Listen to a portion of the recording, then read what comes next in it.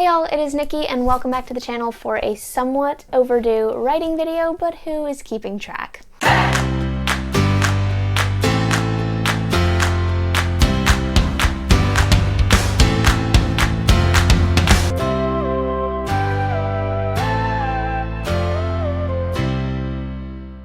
So some of you maybe noticed that I didn't post a video last week, and there's not really like a crazy reason for that. Things just got really busy, and I knew that trying to film and edit and post a video on top of everything else that I had going on that week would have just been a lot of unnecessary stress that I didn't really need at the time. It was also a pretty good time not to have a video, just because with writing and National Novel Writing Month, I didn't really have that much progress to report. It's been sort of a weird year for NaNoWriMo. When it started out, it was happening, and then it wasn't really happening, and then it was happening again, and I felt really good and thought that maybe I could still meet my goal if I worked really hard. And then it was just like too much. I had to decide that I just do not have time for this, which is unfortunate, and it stinks because Nano kind of takes place at like the worst time for students, as I'm sure many of you totally understand. I had a ton of final assignments in these past couple of weeks, and especially with online schooling, you spend like a good chunk of the day sitting in front of a computer working or writing, and then at the end of the day, do I really want to sit in front of my computer and try and work/write for another 2 hours? Short answer, no, I don't. So I finished Nano off with a little over 20,000 words, which I'm taking. Like, that works for me, especially for just a little over half a month. And it was really great to start to get a feel for my world and my characters. The plot definitely needs work. As I've mentioned numerous times in past videos, I didn't have sufficient time to plan. But the part that I enjoyed the most, and that I generally enjoy most, is getting a feel for my characters, getting to know them a little bit better. Character building is so much fun. I love it. And especially with Operation Ever, it has an ensemble cast, which is something that I've wanted to do for so long, ever since I read Marissa Meyer's Lunar Chronicles. Her ensemble cast is just so great. It's actually unexpectedly challenging though, because especially if you're trying to produce a very dynamic team like Marissa Meyer's, for example, you can't just have sort of a central character and then these like hazy peripheral characters on the team. If you want it to be a dynamic team, a true ensemble cast, I feel like every character needs to be dynamic and needs to be complex and needs to be intricate and interesting in unique ways. It's very easy, especially I'm finding with the first draft, to fall back into tropes. The smart one, and the cute one, and the sassy one. Obviously, tropes are going to play a part in any character. Like, I don't feel like it's possible to produce a character that is completely and entirely unique and doesn't incorporate anything that has already been used by someone else. Like, there are only so many types of people. I feel like the challenge of writing is not to write a character or a story that is totally fresh and unique, but to combine plot tropes or character traits in a way that is fresh and in a story that only you could tell. Marissa Meyer does such a good job of this, because even though you can pin most of her characters down to particular tropes, traits tend to like bleed over into different characters. So there's not just one smart character, there are a few that are like especially smart but in different ways. There's not just one sarcastic character, there are a few, but they're all sarcastic for different reasons and in different capacities. Overall, her characters are just so well developed and so lovable that when you see them, even if they are tropes, you don't see a trope. You just see an amazing character that you can't help loving because they're just so lovable. I personally feel that tropes are a really good place to start, but that your character shouldn't stay there, that they should grow beyond the trope. It's like a launching off point. In Operation Ever, for example, some of my characters are more developed than others. My protagonist, I feel like, is a little bit more complex because I've spent more time in her backstory, so I know some of her fears and insecurities, and I can tease those out and add those to the character traits that I've already kind of decided for her. That's her.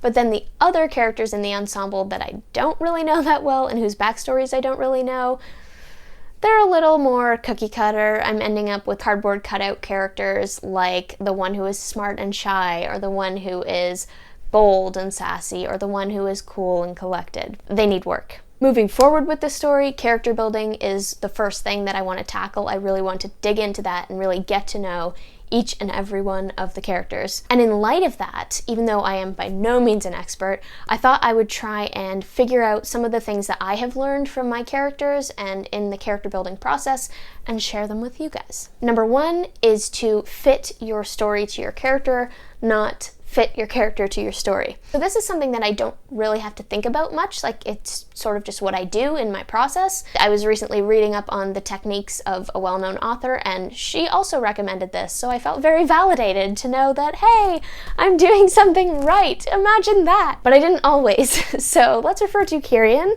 who is the protagonist of my ultimate story, the one that is nearest and dearest to my heart, my fantasy project, which doesn't really have a title right now, but we're working on it. Kirian has been with me for a long time, and he is probably the character out of all my characters that I would be most likely to fall in love with if he were a real person. He is a favorite, but he wasn't always, and when he first started out, I actually really didn't like him because he just felt like a cardboard cutout. He was like your standard hothead character that just gets dragged along by the story. And I think the reason for that, looking back, is that I was fitting him to a story that I already had in mind.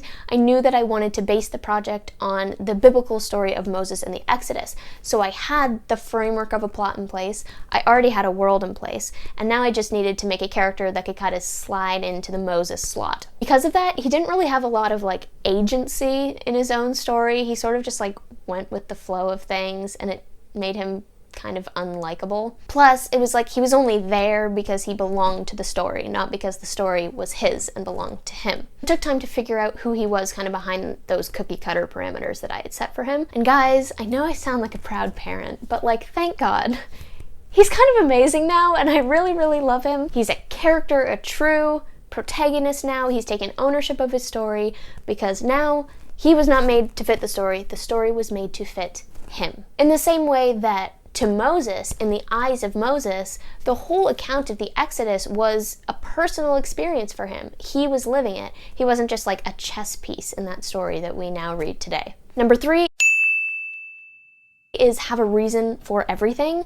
No character or person is the way they are for no reason. So it's not enough to just decide that you want a dark and broody character in your story just because you think they're cool. They are cool. I love them. But he or she needs to be dark and broody for a reason. Something happened to them, something has shaped their personality, their history, their circumstances to make them the way that they are. And I'm not just talking about like the one tragic event in their childhood. I feel like it's probably more complicated than that, and that there are more contributing factors to a person's personality than just like one event in their childhood. So we need to figure out what those things are, what those influencing factors, that one event, that other thing that happened, are they taught to be this way?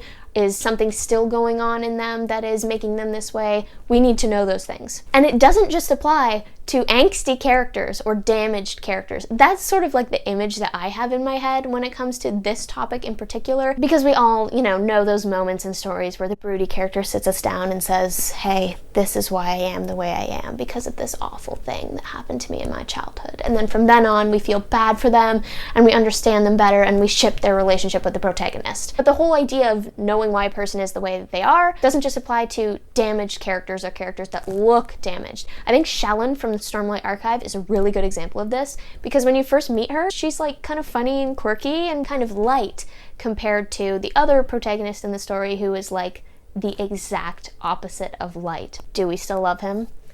Yes, we do. But what's interesting is that even her like cheeriness or quirkiness or her lightness as a character has a reason behind it. It's kind of a coping mechanism in a way that she is lying to herself over an extended period of time to sort of convince herself that everything's okay when, as you learn, everything is not okay. I thought that was a cool illustration of how you need to understand the backstory of every kind of character, not just the ones who seem especially damaged. Number 3, draw from yourself. I'm sure there are a ton of authors who would disagree with me on this, and so maybe just listen to them, because what do I know?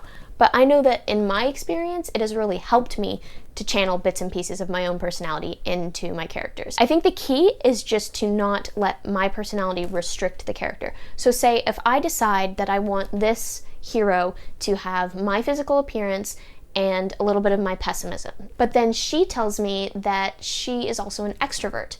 I'm not an extrovert, but I have to roll with that because she is becoming her own person. She is not me. I had a lot of fun doing this with Rhi, my protagonist from last year's Nano project. In a lot of ways, I channeled myself into her, and she sort of started out as me.